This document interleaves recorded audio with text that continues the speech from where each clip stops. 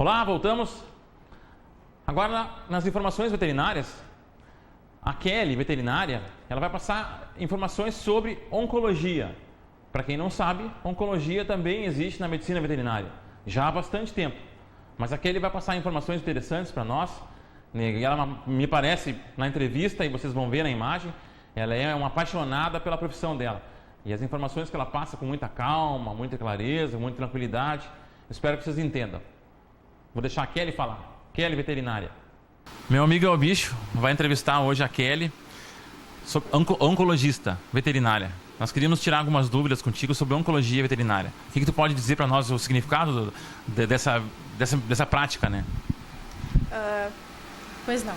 Agradeço então a oportunidade, né, de falar sobre esse assunto tão estimulante para mim, que é a minha especialidade dentro da veterinária.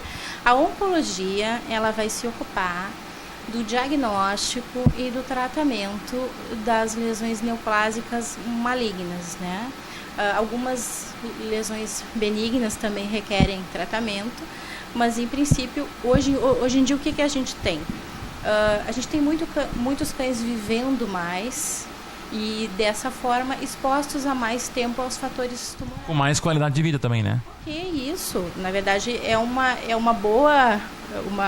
coisa boa que acontece. A gente tem cães por uma série de fatores, por uma série de cuidados, estão vivendo mais e acabam sendo expostos a alguns fatores tumorais e desenvolvendo e vindo a apresentar esses tumores. Essa demanda cresceu demais e isso passou a ter uma necessidade de um atendimento específico. Então, há muitos anos já se tem serviços de oncologia dentro da especialidade.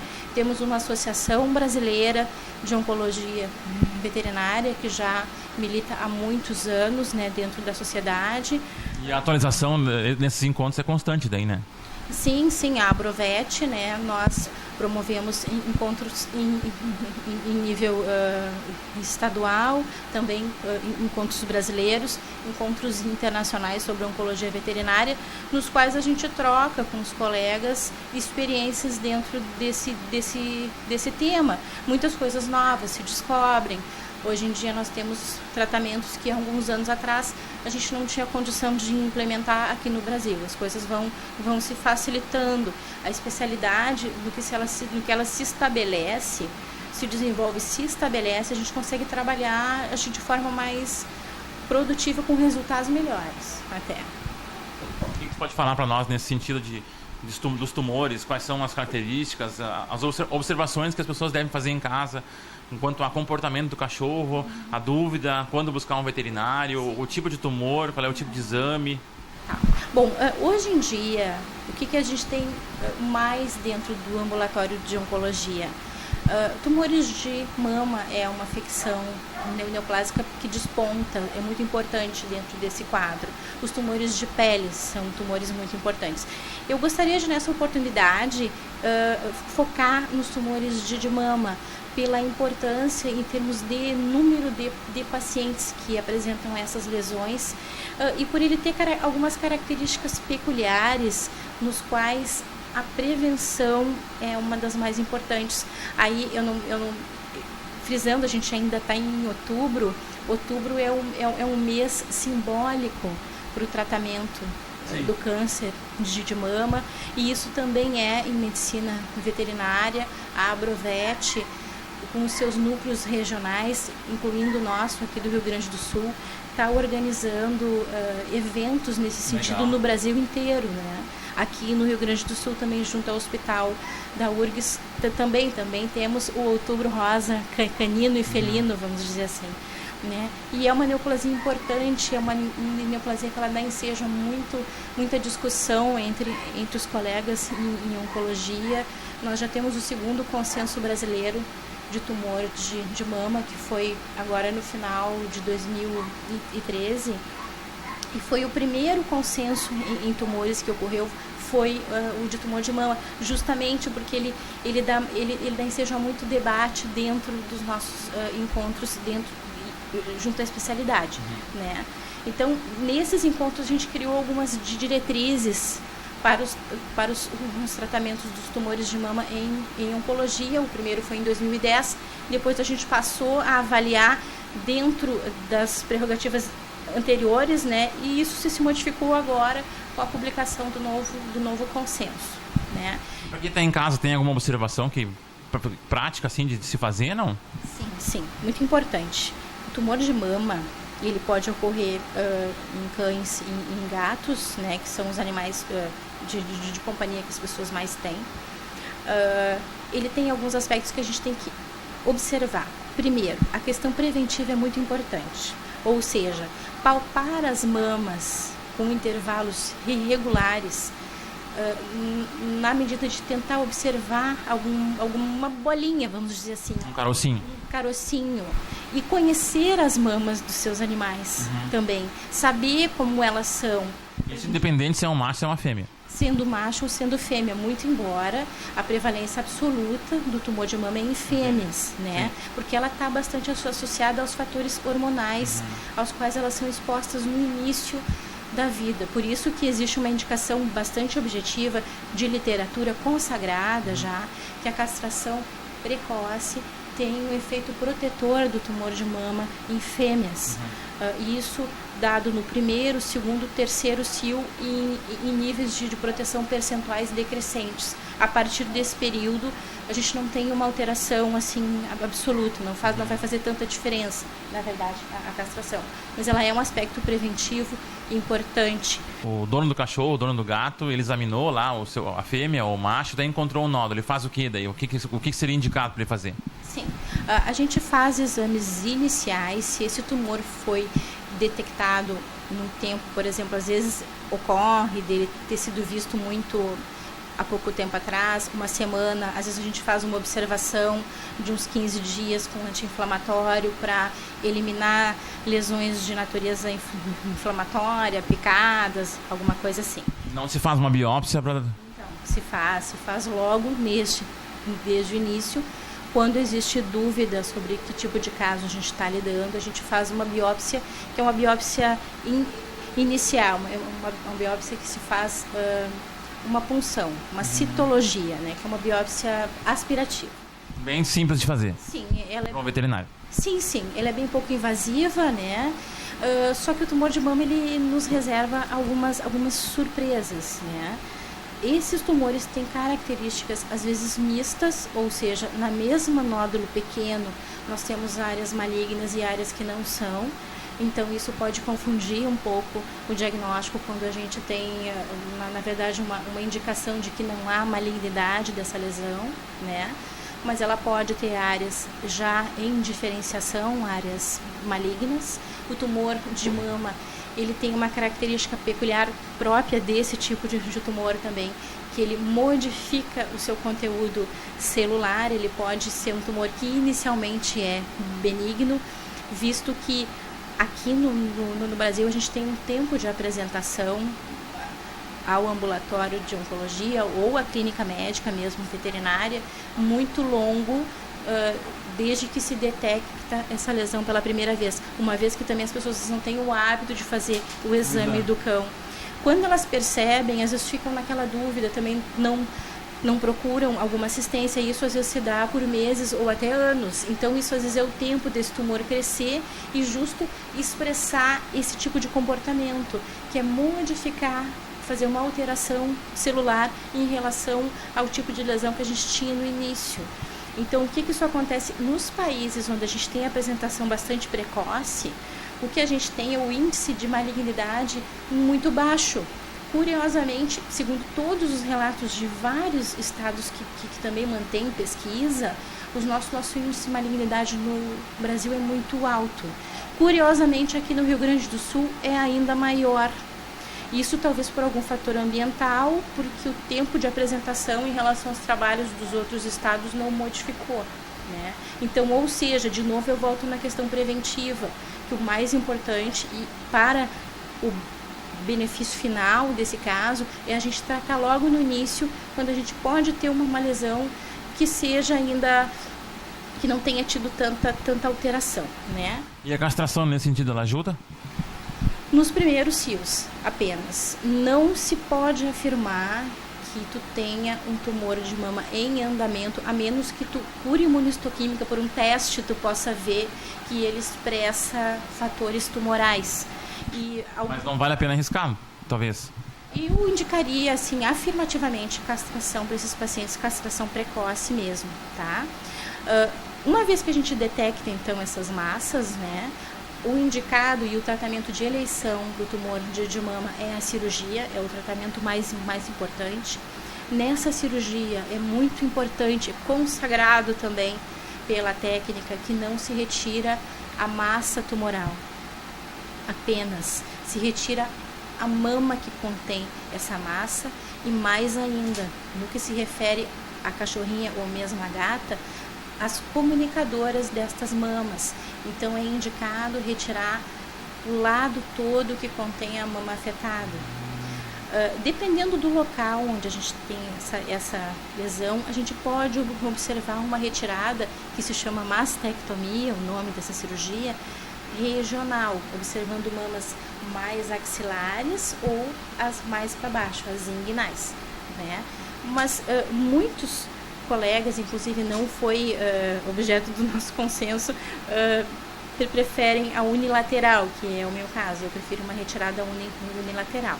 Quando a gente retira toda essa cadeia contendo o nódulo, também é feita a avaliação do linfonodo, que se retira cirurgicamente. Tudo isso vai para o laboratório, onde a gente vai identificar o tipo de tumor de mama que esse paciente tem de forma assim objetiva. O exame histopatológico, que é o que se faz quando se manda essa massa retirada, é o exame que efetivamente vai dizer o tipo de tumor que a gente tinha ali. E isso vai determinar algumas coisas para esse caso, né? Então, o que é importante num tumor de mama que a gente está tratando? Primeiro, há quanto tempo esse nódulo está presente? Que tamanho tem esse nódulo? A gente tem linfonodo já afetado ou não? E nos exames de rastreamento, que também se faz antes da cirurgia, a gente procura imagens de metástases. Por que a gente faz isso? Porque o tumor de mama ele tem um comportamento conhecido. Ele pode retornar no mesmo lugar onde ele ocorreu a primeira vez. Isso tem um limite de idade, não?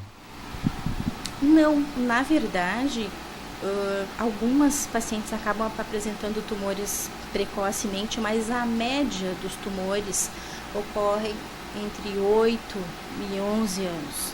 Alguns pacientes apresentam depois, mas a média dos tumores que vêm ao ambulatório tem mais ou menos essa idade. E isso por alguns fatores. Muitas vezes o tempo de exposição aos fatores que levam uma paciente a ter o tumor de mama, que na verdade no que se refere à mama ele é inespecífico, mas a gente pode afirmar algumas coisas. Por exemplo, o uso de contraceptivos, que são medicações para evitar que essa paciente entre no cio, são absolutamente indutores de tumores de mama, são contraindicados. Indicaram sempre a castração daí. Castração, ou então uma maneira segura de fazer uma contenção desse paciente.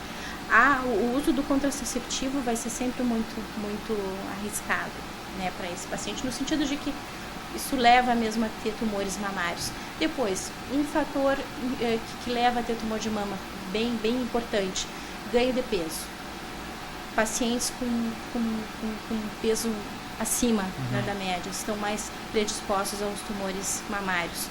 Os efeitos protetores de já ter tido uma gestação, por exemplo, e já ter amamentado, não são observados em animais. Eles não, como ocorre com as mulheres, os humanos, por exemplo, não. Isso não tem um registro que a gente possa garantir em fêmeas, né? A melhor coisa seria fazer o exame regular, né? Observar sempre se tem algum tumor ou não.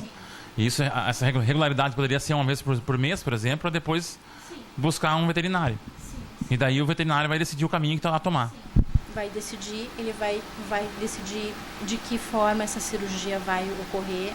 A gente pode também ter casos específicos que são de tumores de pele ocorrendo sobre a mama, isso também requer uma análise anterior, às vezes alguns tumores são passíveis de quimioterapia. Não falei sobre quimioterapia, sobre tumor. A gente vai falar, eu vou voltar aqui, Kelly. Sim, mas é uma das modalidades de tratamento, né? Como é que se trata tumores mamários? Em princípio, com cirurgia, que é o tratamento mais importante. Que pacientes vão fazer quimioterapia? Todos?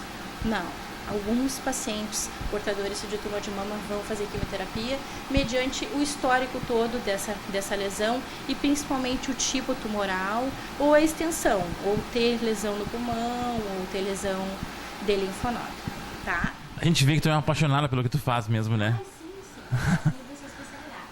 A gente vê. Kelly, eu vou ter que voltar aqui outro dia para buscar mais informações contigo, mais detalhes sobre coisas que tu anotou aqui que seriam importantes ser lembradas. O tumor de mama, na verdade, é uma entidade complexa para o tratamento. Sim, não é tão simples quanto as pessoas imaginam. Sim, ele é isso que eu digo a vocês, ele parece que dá vontade da gente falar muito tempo sobre esse assunto, porque ele encerra muitas diferenças entre um caso e outro, né? Mas assim, para todos, uma coisa importante a dizer, o que é a validade de se antecipar quando a gente fala em oncologia, de descobrir essas lesões precocemente.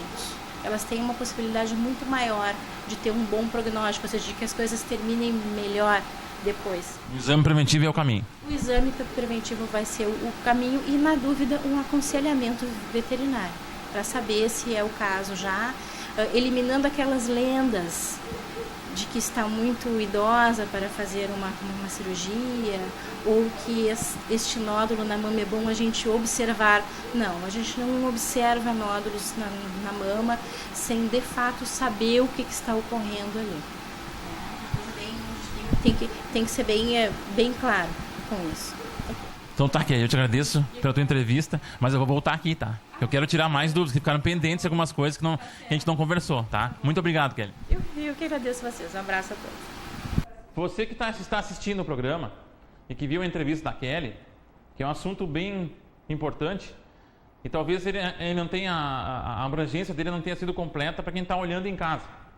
Mas nós vamos voltar a isso num próximo programa e vamos adicionar mais informações complementares que talvez vão esclarecer algumas dúvidas que ficaram no ar, assim. Não se preocupe, nós vamos voltar com esse assunto. Agora a gente vai para o quadro animado, humorado, né, que as pessoas estão curtindo e gostando, do Peludo, com a dica sempre animada e bem humorada dele. Vai daí, Peludo. Olá, pessoal. Olá. Estou aqui mexendo no celular, olhando o WhatsApp e Facebook, conversando com meus amigos na rua, pegando dicas e informações sobre o que está ocorrendo no dia de hoje. Bom, hoje o que eu gostaria de falar é sobre tecnologia e pets. O pessoal de casa está esquecendo do seu amigo pet. Está deixando ele sozinho para ficar mexendo no celular. É claro que é tentador mexer no celular, olhar o WhatsApp, informações do Facebook, mas não esqueça do seu amigo pet. Ele precisa de atenção, precisa de dedicação, de carinho. Passeie com ele, não mexa só no celular. Divida com ele a sua alegria, divida com ele o seu tempo. Ele precisa de você. Assim como você gosta dele, ele também gosta de você, gosta de participar da sua vida. Então você pode mexer no celular e passear comigo. O que você acha? Seria interessante, não é? Bom, vou continuar mexendo aqui, já que estou sozinho aqui, sem atenção, sem dedicação. Vou mexer aqui no meu WhatsApp.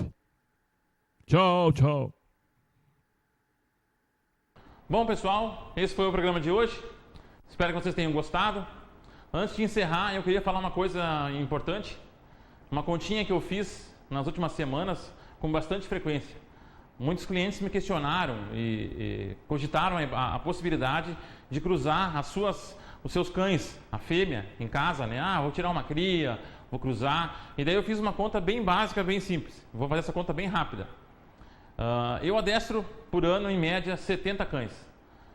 Digamos que desses 70 cães que eu adestre, metade sejam fêmeas, 35 cães. Desses 35 cães, se cada um que tem uma fêmea tem a vontade de cruzar a sua fêmea, quantos cães vão dar nessa matemática aí? É muito cachorro. Então é muito cachorro para pouco dono. Então o ideal é tu buscar a informação com o veterinário e ver se vale a pena tu cruzar a tua fêmea, só para ter um filhote ou outro. Conversa com o teu veterinário com calma e considera a possibilidade de castrar, né? Porque eu acho que é importante a pessoa ter consciência de que vai nascer uma ninhada. Para quem vão esses cães? Vão para 8 donos diferentes, e essas pessoas vão ter a mesma responsabilidade que tu tem em casa. Então eu acho que é uma coisa a ser considerado. Era isso, espero vocês no próximo programa. Lembre, quartas-feiras, às 9 horas, reprise sábados e domingos, às 14 horas. É isso, um abraço, obrigado pela audiência. Até a próxima.